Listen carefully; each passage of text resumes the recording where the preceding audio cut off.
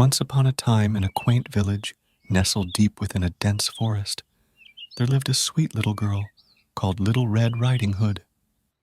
She was called so because she always wore a vibrant, red-hooded cloak that her grandmother had made for her. Little Red Riding Hood was dearly loved by everyone in the village, especially by her grandmother, who lived on the other side of the forest. One sunny morning, Little Red Riding Hood's mother asked her to take some food and medicine to her sick grandmother, who lived on the other side of the forest. Little Red Riding Hood happily agreed, taking the basket from her mother's hands.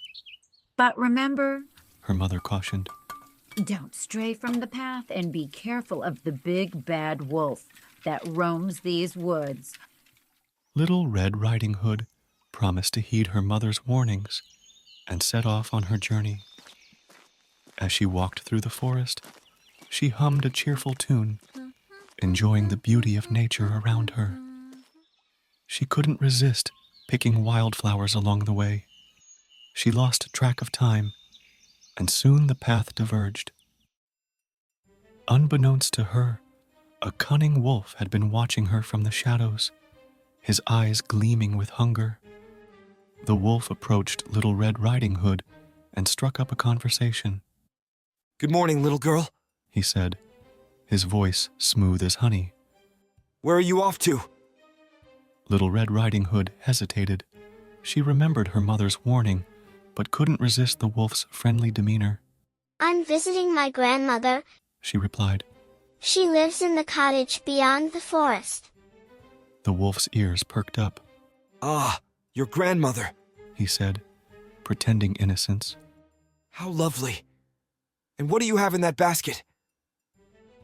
Little Red Riding Hood innocently showed him the bread, honey, and wine.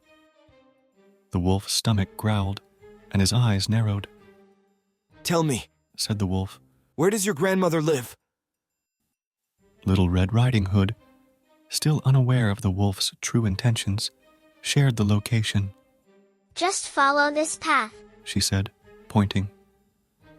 The wolf, with a devious plan in mind, suggested that Little Red Riding Hood take the longer scenic route through the forest, while he took a shortcut to her grandmother's house.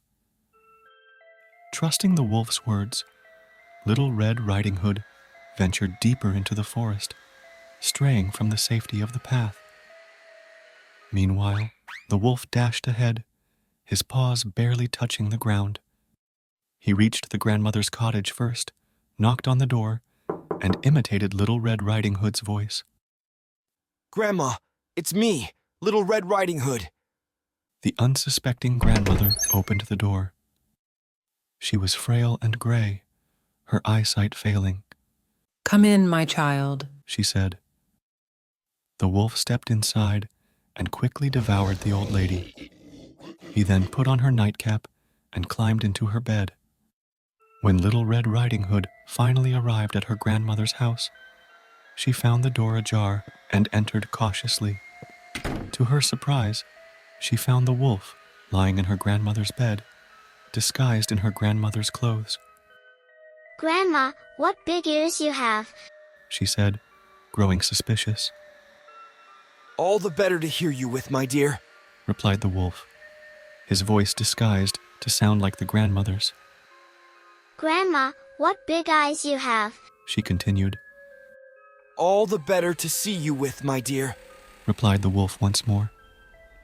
"Grandma, what big teeth you have," she said, now certain something was amiss. "All the better to eat you with," the wolf snarled, leaping out of bed and lunging towards her, swallowing her whole. Just then, a brave woodsman happened by. He had heard the wolf's growls and suspected foul play. Bursting into the cottage, he saw the wolf in bed, snoring contentedly.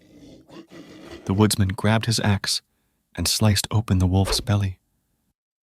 Out popped Little Red Riding Hood and her grandmother, both unharmed. They hugged each other, grateful for their rescue. From that day forward, Little Red Riding Hood learned to be cautious in the woods and never strayed from the path again. And as for the big bad wolf, he never dared to cross paths with her or her grandmother ever again. The moral of the story is that appearances can be deceiving, and it's crucial to trust your instincts and be wary of those who may wish to harm you. Stay on the path of righteousness and never stray from the safety of what you know to be true. And so, remember to heed your parents' advice, stay on the path, and beware of wolves in disguise.